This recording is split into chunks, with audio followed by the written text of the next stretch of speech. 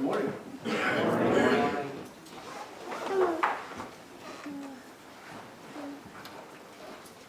If you have something that you just really need to remember, you're thinking, I've got to remember to do that.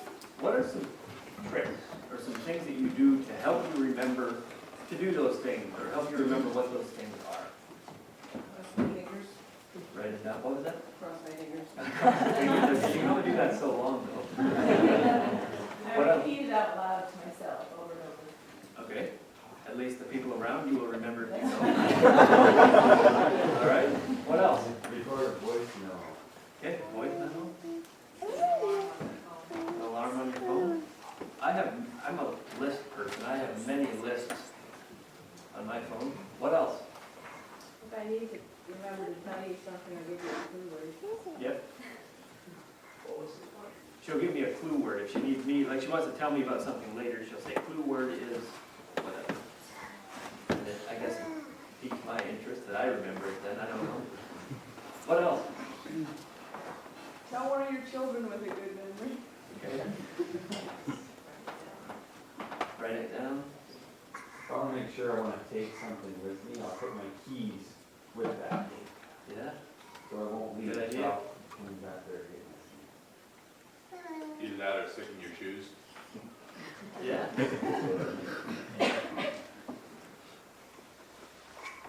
They're good. Anything else? Turn to Deuteronomy chapter 6. I don't know that I'll read all the verses again. You know the gist of the passage we were looking at. Speaking of teaching our children, passing it on, making it real for them, I'd like to look at verse 8.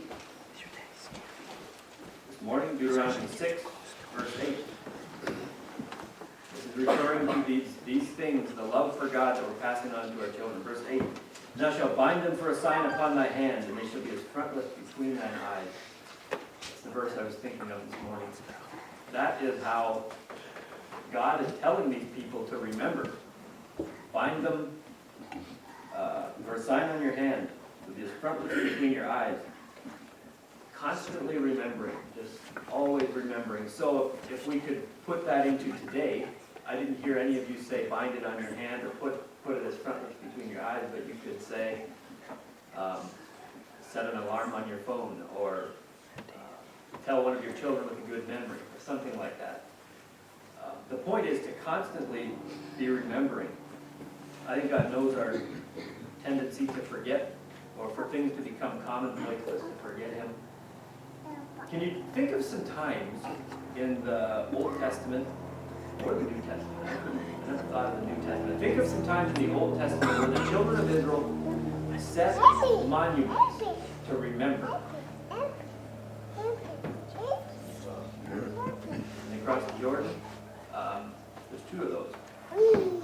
Yes, when they crossed the Jordan, you know they went and they took the stones out of the middle of the Jordan and they put them up, and the reason for that was to make little boys ask questions.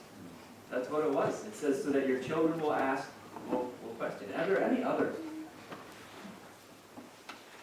Was there stones and Ebenezer? They were two that the Lord led us. I'm not sure if there was a memorial. Something like that, I think. When the 2.5 tribes return after when they go from all. Yep. Remember. That was also involving the Jordan. That's what I mean the second time. You're right. Eric, wouldn't the whole tabernacle have been kind of that? The tabernacle would have been a monument, or yeah, that could be. Yeah, those are good. So God knew our tendency to forget, or our tendency for things to become commonplace. One paraphrase translation of the Bible says, of this verse says this: tie them to your hands and wear them on your foreheads as reminders. To remember what God has done. In these last two sessions, today and tomorrow, I'd like to look at some relationship things that we run into and some communication issues that we may have. life is full of conflict. Well, just to make sure we all are on the same page here, have any of you ever been involved in conflict of any kind? All right, thank you. Just so I know you'll understand some of this. You've all experienced it, whether it's difficulties within family, friends, work, church. You could list some others, and you're probably actually thinking of some right now. Some conflict you've been involved in. So this topic can apply to parents. It can apply to church leaders. It can apply to youth. It applies to every human. So it will apply to you this morning. Before we go any further, there's a few unpleasant realities we need to look at as far as communication and avoiding misunderstanding. If you want a title for the topic, it would be Avoiding Misunderstanding. So some things we have to look at is there are going to be different approaches. Different people will have different approaches to different things. And it doesn't necessarily mean it's right or wrong, necessarily. Different people just have different ways of doing things. And that's one that kind of hits me because I tend to be more of a, this is the right way to do it. If you don't do it this way, it's not quite right. That's one thing I really have to work on. How you structure your youth group. There's more than one right way to do it. Even how you structure a church, there's probably more than one right way to do it. How you go about getting a certain job done. How you run your household. How you do the dishes. There's more than one right way to do it. It's important to learn, though, how to blend those differences, to give and take, how to know when something is a deal breaker, and when you can compromise. The second thing is, Scripture would illustrate that if a compromise cannot be found, if blending these differences can't be found, there is the potential to divide. And there will be a parting of ways. This even happens among good, strong, godly people. And then right on the heels of that, I would say this. Just because there has been disagreement, or just because there has been a division or a parting of ways, does not mean that you can't come back together again. Scripture would illustrate that as well, that there's reconciliation that can happen, and I think God wants that to happen. Reconciliation to happen. I was specifically thinking of 2 Timothy 4. Paul was opposed to John Mark going with them on their journey, and it says their contention was so great that they parted ways. They couldn't get along. That's what I mean. Two strong, godly men couldn't work this out, and they parted ways. And Paul was angry, and he left. But there is reconciliation later on. Paul is talking about John Mark, and he's saying that he is forget the term, but he's saying he's a good helper to me. He's a good brother. And they reconciled, and they were able to make that work again. So misunderstandings are a huge part of life. And how many of you have felt or have been misunderstood in something you've said? It's not a good feeling to be misunderstood. Misunderstandings can be humorous at times. So my sister Faye is 2 years older than I am. Troy is a few years older than she is.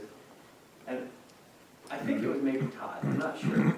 Is older than that yet.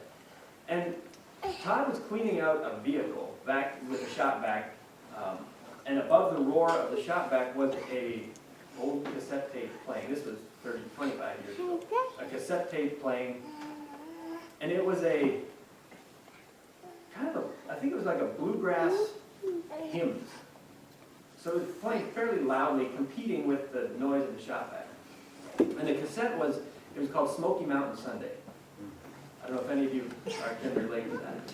So it was playing this twang over the sound of the shop vac, and it was actually Troy's tape.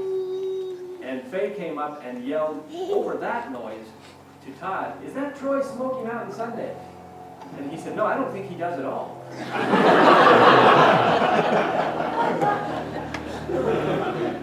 So that's a harmless misunderstanding.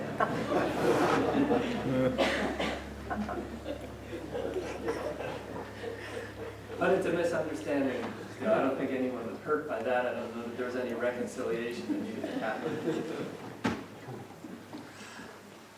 Turn with me in your Bibles to Joshua chapter 22.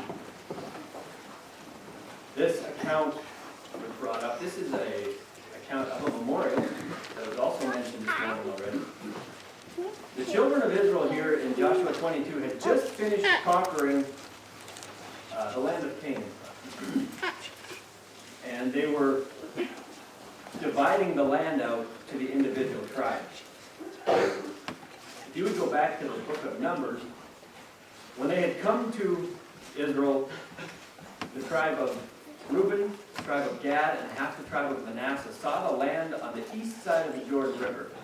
And they saw that it was good land. They had a lot of cattle. They said, this is good land for our cattle. We want to stay here. And they talked to Joshua, can we stay on this side of the Jordan River? And he said, no, you need to come across and help us fight. You can't just stay here and leave your brothers, the other 9.5 tribes, to go and fight everybody else.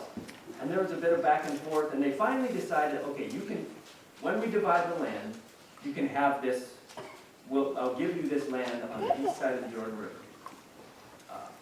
So you can leave your families here, you can build fences and gates and farms and whatever, and leave your families here, but men, you come over and help your brothers fight.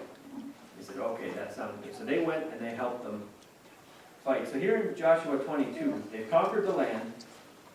Joshua is dismissing all of these people to go to the land that that they had been divided, that they had assigned as an inheritance. So he sends these 2.5 tribes, Reuben, Gad, and the half tribe of Manasseh, back over to the east side of Jordan to be with their family, to the inheritance that they have been given. And in verse 8, the first 8 verses, Joshua's commending them. Thank you for doing your part. In verse 5, he says, don't forget the ways of God. There's a separation, the river here. Don't forget who you are over there. Maybe a little easier. He says, but take diligent heed to the commandment and the law which Moses, the servant of the Lord, charged you, to love the Lord your God, to walk in his ways, to keep his commandments, and to cleave unto him, to serve him with all your heart and with all your soul.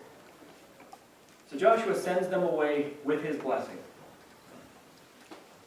So these 2.5 tribes get across the river and they get their heads together and they think, you know, he's right, there is a danger of us forgetting that we are part of God's people, or they might forget that we're part of God's people because of this physical separation of the river. So they said, let's build a monument. Let's build something to help us remember. So they build a big altar to help them remember,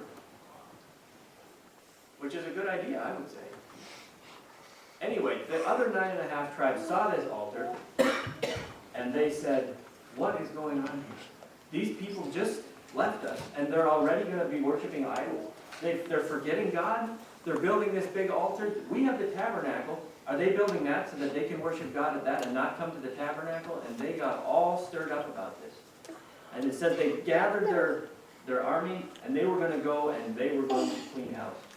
And they went down to the river, and they took the priest, and they took a delegation of, it says, princes of the heads of the families. And they went down, and they went across, and they said, what is this you've done? And they laid into them. And they said, you're going to forget all of these things? I should make sure I'm not getting ahead of myself here.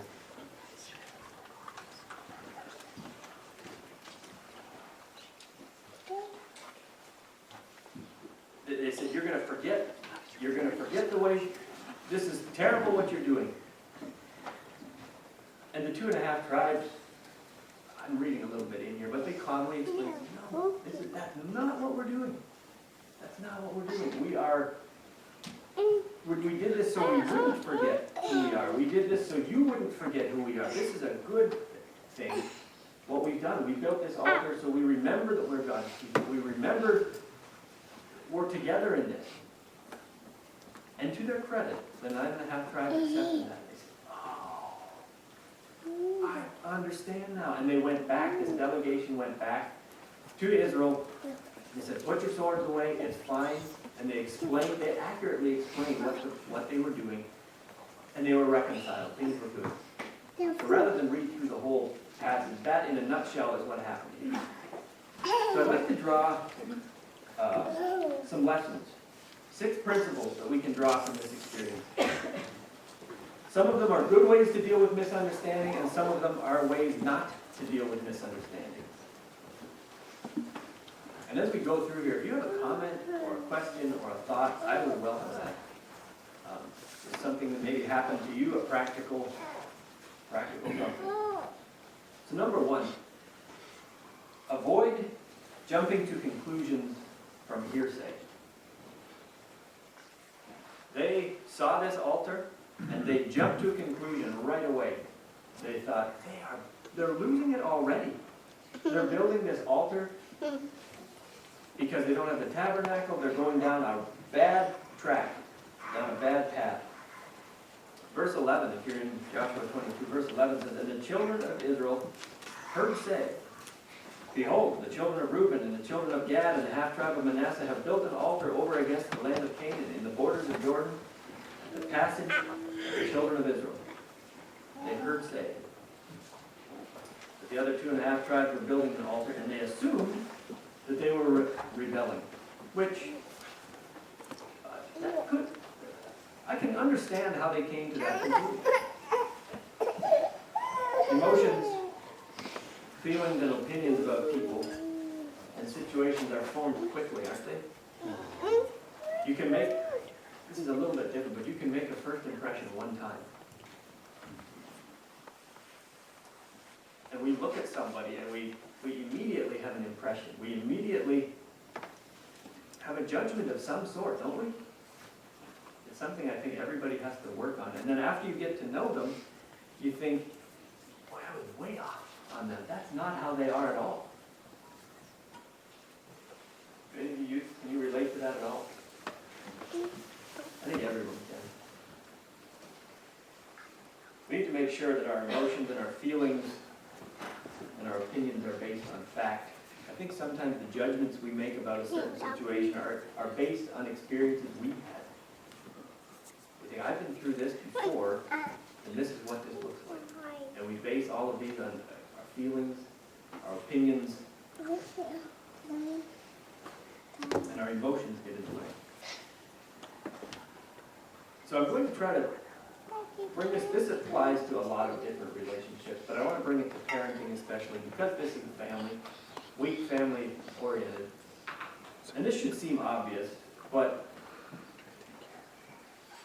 it's wise as parents, and not just for parents, but everyone every time, to hear the whole story, to hear both sides. If you sit down, whether you're called in to mediate with something or not, well, let's just say as a parent, someone comes with an issue and you sit down and you hear one side of the story, and at least for me, I think, well, this should be easy. It's clear. And then you go hear the other side of the story, and boy, suddenly it's not so clear. And this can happen, I know this happens, and in an even more complex way in other things, maybe in church or between friends or other relationships. You hear one side, and depending on your relationship with that person, you'll take that side. And you think, well, this should be easy. This is easy. They're in the wrong. And then you hear the other side, and it's not just that easy. How many of you have, I'll ask 2 questions, an easy one first and a harder one. How many of you have heard rumors about people? It's kind of fun to hear. I think we all have. How many of you have told rumors? You probably have. Did you ever notice that the more wild a story is, the more fun it is to spread a rumor? It seems the stranger it is, the more believable the more people believe it. It's amazing how that works. The more far-fetched it seems. So these 2.5 tribes had just fought shoulder to shoulder with these other 9.5 tribes of Israel for 6 or 7 years, if I've done the math right. It was quite a while. They were right there with them. And they leave, and we don't know the length of time here, but it was soon. And all of a sudden, I think, they already are losing out. This is unbelievable. And they jump to conclusions from hearsay that quickly. So they're really not that different than we are. The second thing I'd like you to learn from this is when there is a misunderstanding, talk directly to the people involved. This is a thing to do when there's a misunderstanding. And we need to commend the 9.5 tribes, the children of Israel, for doing this, because they did. They got a little stirred up and they got a little bit ahead of themselves. They got their armies all ready and they were going.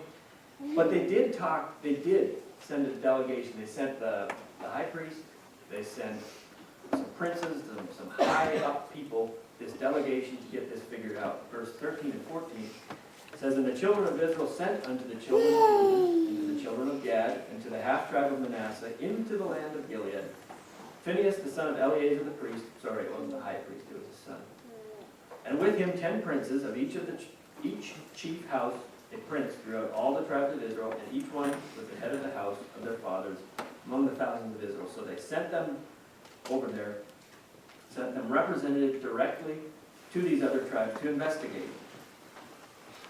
They sent them directly to the people involved, rather than checking with people that might know. That's what we do, isn't it? We check with people that might know, fairly close to the situation.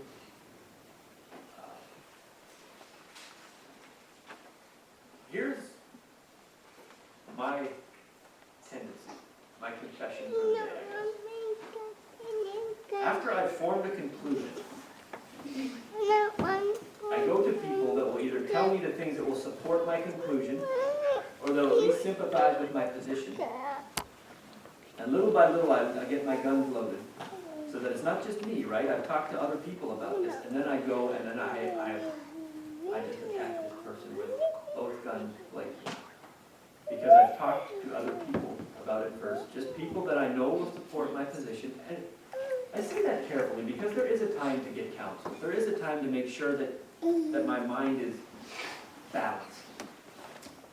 So I'm not totally ruling that out, because there is a time to think, or to talk to other people and get counsel about it. But if we're going around with the attitude of, I'm right, aren't I? I'm right, aren't I? I'm right, aren't I? That's not helpful.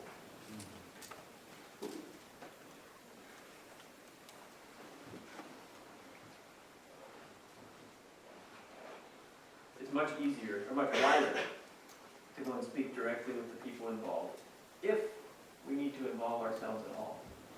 That's the other thing we sometimes run into is, it's not my problem. Just, if it's not your problem, then don't make it your problem. Even though it might be fun to know, don't get involved if you don't need to.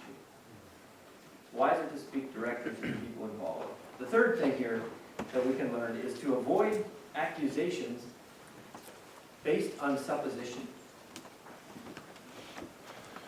Avoid accusations based on supposition.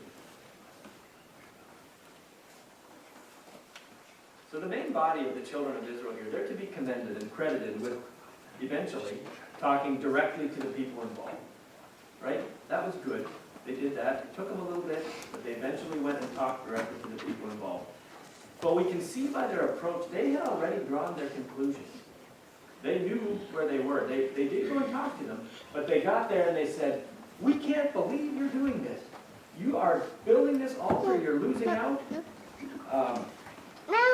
They accused them of rebellion and the consequences that would bring. They told them of examples. They said in verse 17, they reminded them of the iniquity of Peor, where 24,000 people rebelled and they were killed. They reminded them of the sin of Achan, how he went against God and he and his family were killed, and they had their conclusions were already made when they went and talked to these people. They accused based on supposition. So if you're going to make an accusation, before you do that, make sure you have your facts straight.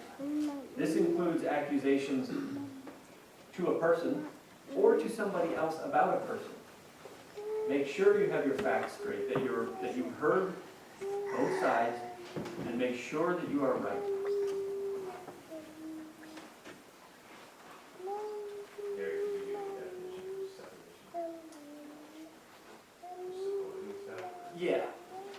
presupposing or assuming. You're assuming things.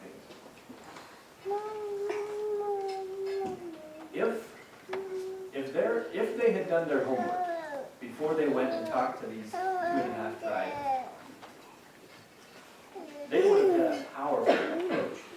Because if you look at how they went, their approach was reasonable, it was logical, it was passionately delivered, it was very heartfelt.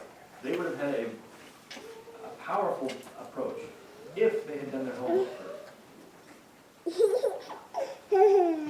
But because it was based on assumptions or supposition, it did more damage than good. It was hurtful because it wasn't accurate. It proved that after such a short time, they didn't trust their brothers. They didn't trust that they were right.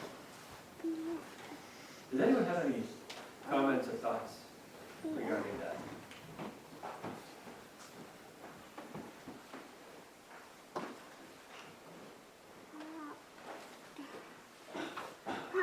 Thinking of this in regards to parenting.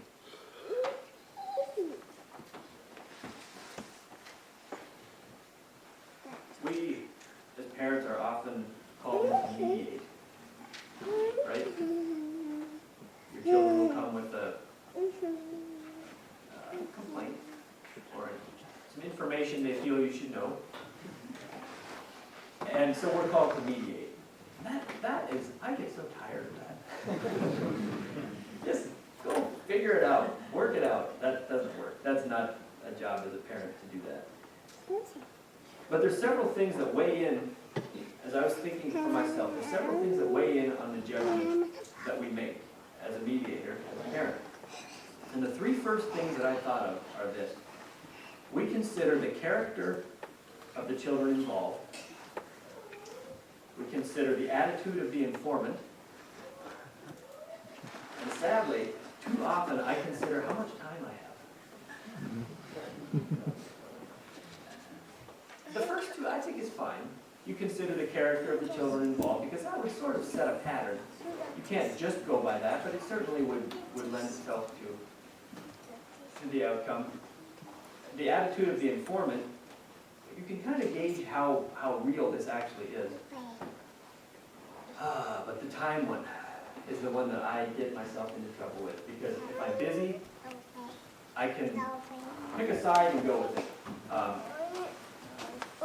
Don't worry about it, we'll figure it out later, or I think you know what I'm talking about.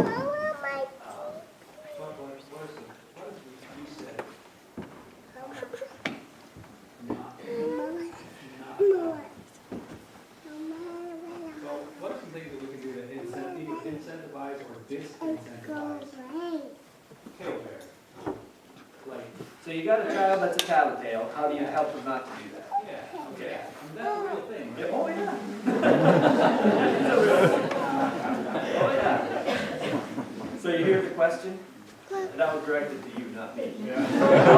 How do you, what did you say, de-incentivize the talebearer? What are bad things we do to encourage them to do that, or what are good things we do to disincentivize that? Because it can be a parenting flaw, or it is a parenting flaw, if we're encouraging our kids to come to us with every little thing. Oh, right? for sure. Yeah. Well, what do you do? He said he's looking at me. One thing that comes to mind is what's done at camp is if somebody has a problem, the whole group circles up and you just stop and everybody's involved till it's solved. And I know it's kind of a punishment to the parents at first, but maybe that's a way, like treating it as a group problem and you're all grounded until it's solved rather than, sort of, you get the punishment and you go on later. That's an idea. I would say a flavor of that could work. At camp, they got all kinds of time. That was my first thought, my very first thought.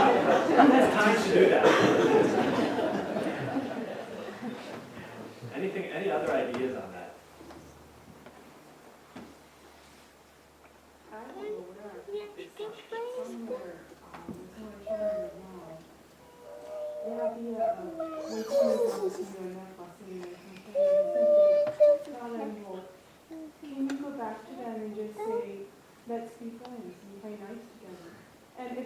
willing to do that, it's showing up that their attitude isn't right to begin with. And I've seen that done successfully sometimes and sometimes not. I mean, but is it too young to teach them that here? I think that could be part of the approach, for sure. It seems to me that when this happens, a lot of it is around the theme of life isn't fair, right? And maybe I'm too hard this way, but to me, the sooner children find out life isn't fair, the better off they'll be. A friend of mine is a school teacher, and he said after school they get together and they talk. As it would make sense, and invariably they'll end up talking about some students, and the same students come up all the time. And he was trying to think, what's the common denominator among these students? What is the deal? Why we always talk about these same ones? And his conclusion is really wise. He said, what we concluded is these students that we talk about all the time are students that have parents that don't respect authority and that have not figured out that life isn't fair. So one thing that we would do, and I don't know if it works or not, because I don't know where we'd be if we wouldn't have done it. But one thing that we try to do is if a child comes and is saying, he's always doing this, or he's always doing that, or we wish that whatever, we try to tell them, you worry about yourself. Don't worry about them, we're talking about you. Well, you know what's again? Well, we're talking to you right now. And that kind of works, maybe? I'd like to hear some absolutes. None of this kind of works out. All right, well, I have one for you. No, I'm just kidding. No, I don't actually, but I think another thing too, to help the child reflect a little bit how he or she would like that if someone did that to her. Like, in other words, he's coming to me going, this brother did this. All right, well, thanks for the information, but how do you like it? Do you like when he comes and tells me about you? Like, in other words, we can play this game all we want, but think about what you're doing, and is this actually how we want to live life? Where we just look out for each other and try to find faults in each other. That's really not, you don't like it, so let's not do to him what you're doing. I mean, if you don't like it yourself. And try to help reflect a little bit, like, what we actually are doing here, and not ignore stuff either, like, want to come to me, but it's not this little tit for tat, like, I'm gonna get you in trouble now, so you know it. We don't like it. So let's not do that. Another thing that we'll do that will kind of, it'll at least defuse the situation. I don't know if it's just pushing the ball down the road or not, but if they're together, I'll say, okay, tell me 3 things you appreciate about this other person. Some of it's pretty weak. He has nice socks. And then I'll go to the other one, tell me 3 things you appreciate. And that, I'm not sure if that solves it, but if it's just one of them, then we'll say, tell me 3 things you're thankful for. And they'll say 3 things, and you can tell if they're over it or not. If they're not, 3 more things than we've done in quite a while. They figure out they're thankful people after a while. So that kind of helps sometimes too, I think. One thing I've often tried to promote in our family and in my own life, which I usually need to work at, but the whole thing of tattling, it's really an issue of my rights. My rights are being violated. I deserve this. I've often encouraged that we become givers rather than takers. We try to make other people joy. You bring joy to other people. If I have a toy I'm playing with and somebody else wants it, I can demand it. Hey, I had it first. Or I can make them happy and say, yeah, you can play with it for a while. If we could contact with our children, that's a utopia world. Oh, but I don't hold. You're right, yeah. How do you decide what tattling is? Depends how tired the parent is. It's like if one of the kids comes to me and says, hey, this kid hit me, I kind of like to know that because you want to curb that hitting or biting or kicking or whatever. Well, is there blood? No. I know what you mean. then it needs to be dealt with. If it's tattling, you're gonna have more of a quit whining and get over it attitude. That, I guess, just takes discernment to be able to know. I think you can kind of tell by their demeanor or their whininess, if it's real or not. It just takes discernment.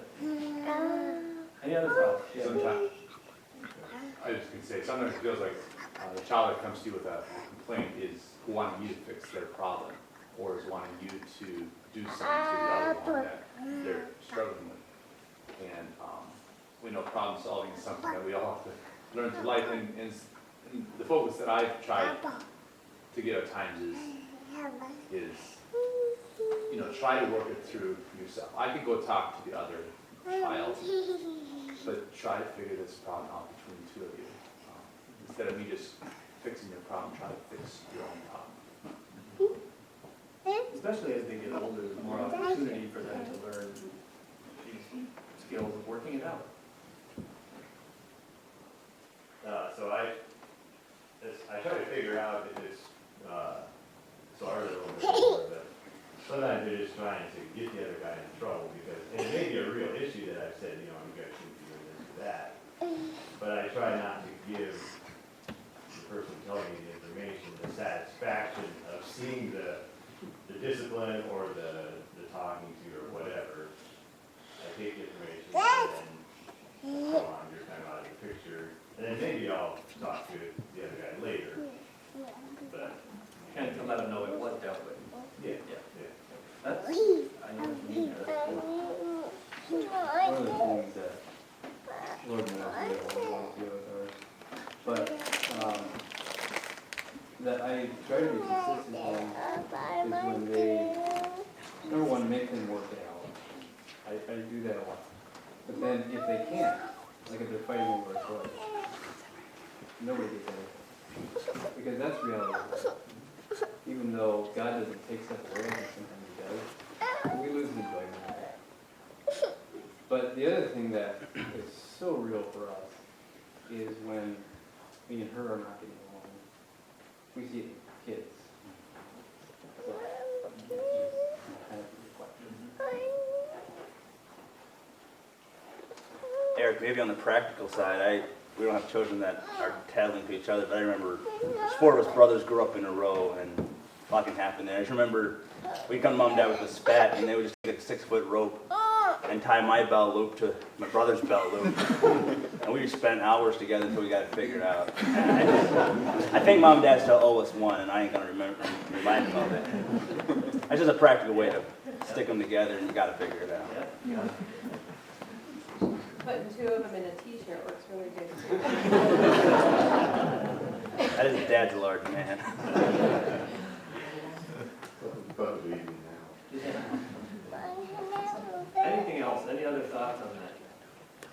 I have a thought, and as my children can tell you, I'm still learning to parent. But I always try to, because we can relate to all these things with all of our children as well, but I'm trying to learn to go more to the root of the issue. And, we started out talking about adults, and really adults are grown-up children. We have the same makeup, we have the same motivations. Hopefully we've matured somewhat, but we're all just big people and little people. And I think that, what did the Lord say was the second greatest commandment? And it was that we love our neighbor, that we have a Christ-like love.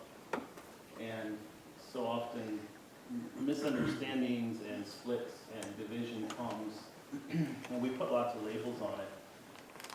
Many times it comes down to personal preferences. You started out saying that just because somebody does something different doesn't make it wrong.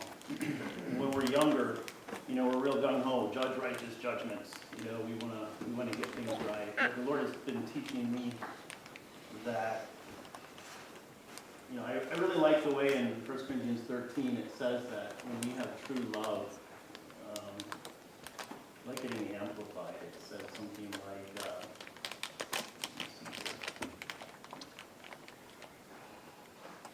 Love bears up under anything and everything that comes, and is ever ready to believe the best of every person. Its hopes are fadeless under all circumstances, and it endures everything without weakness. And that phrase, always ready to believe the best of every person. If we could just put that into practice, how many things. And so going back to our children, sure, we've got to make this practical somehow so that we can teach our children to respond to these crises that come into our home. But if we could just help our children get to the core of the problem, only by pride comes contention, and a lack of love for one another. And, I've heard all kinds of little tidbits of this where, I think you said, I'm not talking to the other one, I'm talking to you, and that's really our opportunity, and to reveal Christ to that child. And when they're this big, maybe a little harder, but as they become more understanding, what an opportunity to teach about Christ. And then as we, as adults, start to examine our hearts, are we really loving that brother and sister if we're believing that rumor or whatever, and then we can take this life. That's just what the Lord has been teaching me about all this.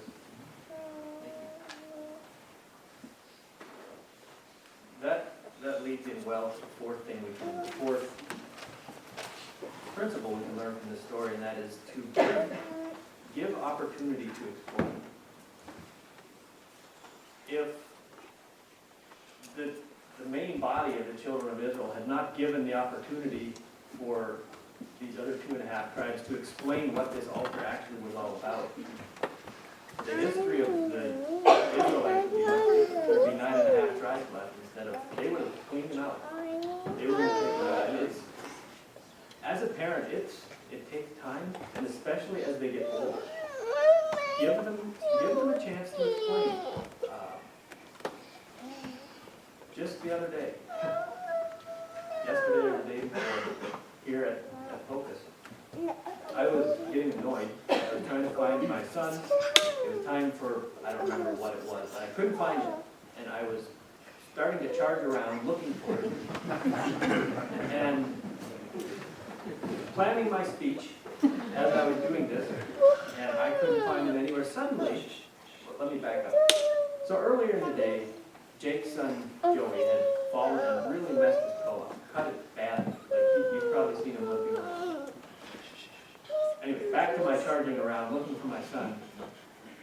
Getting this ready, calm down, but be firm. And suddenly, my son comes out of Jake's motorhome. He had been in there with Joey, just because Joey couldn't be out front, and he was in there with him. Just blew it again. Like, to me, that's way more important than being late for supper. He's spending time with a friend who couldn't be there.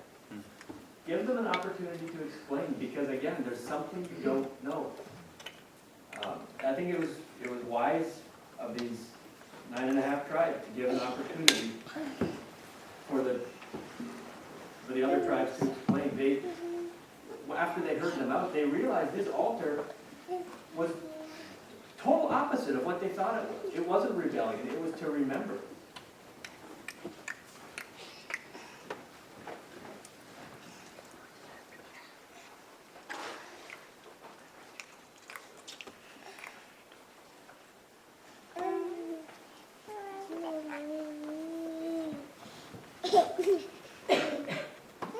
So just using that example of the lesson I learned the other day. We've already established that it's wise as parents not to go into a situation with your mind made up. It's helpful to give older children, or especially youth, an opportunity to explain. And it might not even change your mind, giving them the opportunity to explain. It might not change your mind, it might not change your position, it might not change the outcome, but I can about guarantee it will soften your approach. It'll make your answer to them a little more palatable, because they've heard it. And it's not just this is how you're going to do it. You've heard them. You've given them a chance to explain. And that's not just in parenting. If you're approaching any difficult misunderstanding or any situation, and you go in with your mind made up, And they explain, it may, or it may not change your mind. It may not change your position. It may not change your judgment. But it will still make your advice, or it'll make what you have to say more palatable. It'll soften your approach. The fifth thing we can learn from this, and this is a lesson we can learn from the 9.5 tribes that had accused, and this is to accept your brother's sincerity. After they have explained, accept their sincerity.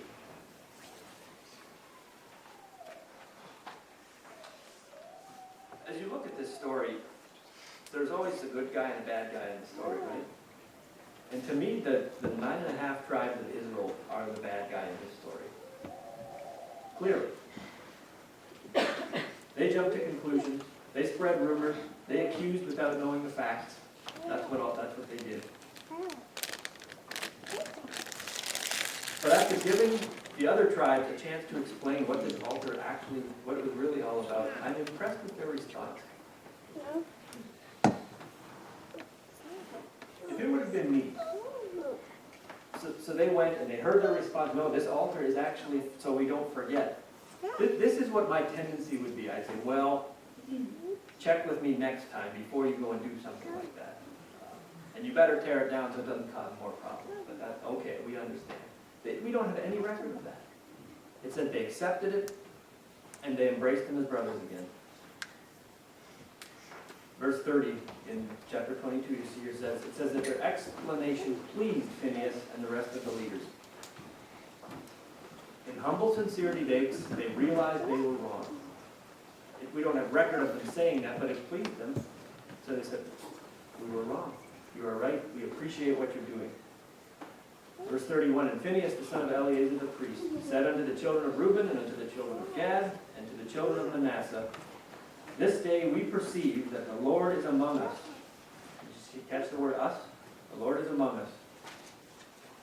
Because ye have not committed this trespass against the Lord. Now ye have delivered the children of Israel out of the hand of the Lord. And then verse 33, and it pleased the rest of the children of Israel. As a parent, I find when a situation is settled, something, we've settled it, we're done, and the child is apologetic. And this sounds like I know what I'm talking about, and I don't, but we need to they need closure to this, whatever it is. They need to know that they're forgiven and it's done. And we can move on, and their heart is clean. They need to know that. And especially young children. And I find myself with the tendency to say, kind of throw in a bit of a parting jab and say, all right, I forgive you, but don't do it again. Don't say that last part, because they know not to do it again. Whether they'll remember or not, I don't know, but they know now not to do it again. So just say, I forgive you. But then I always throw that last part on, but don't do it again. I don't think that's that helpful. Just accept the apology. And the last thing I'd like to look at real quickly is after these things are resolved, after the misunderstanding is resolved, if it needs to go further, convey reports accurately. In verse 32, Phinehas, the son of Eleazar the priest, and the princes returned from the children of Reuben, from the children of Gad, out of the land of Gilead, unto the land of Canaan, to the children of Israel, and brought them word again. So they went back to all the people of Israel and brought them a report, and it apparently was an accurate report, because they had been all stirred up, ready to go to battle and clean house. But it said it pleased them. They understood. They didn't return with a slanted view of the fact. They were humble enough. I see no other way to read this other than that they were humble enough to admit that they were wrong, that they had misjudged the situation. And then reconciliation could come through proper responses on both sides. It came through, we have to give these 2.5 tribes credit for apparently calmly explaining where they were at, what this actually was for calmly explaining it.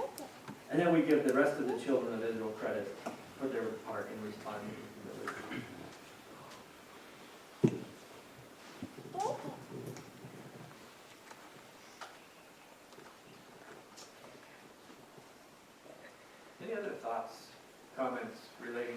misunderstandings or any of the things we've covered this morning.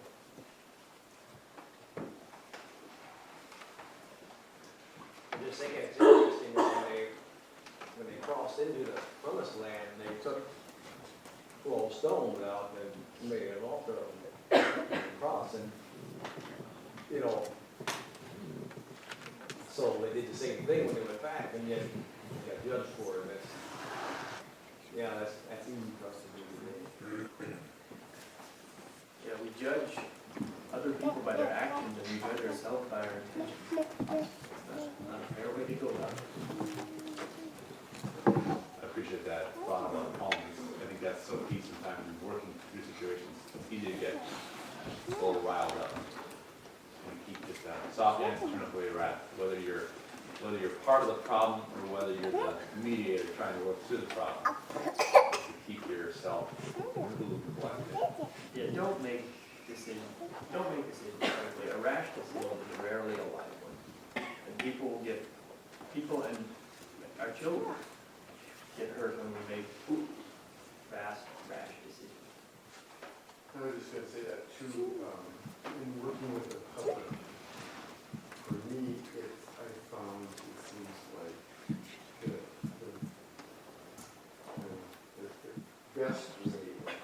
best words to say is I'm sorry. It seems like it melts people a little bit when they're in an argument or something. I'm sorry. You're putting the blame on yourself instead of them. Rather than to make that roll up.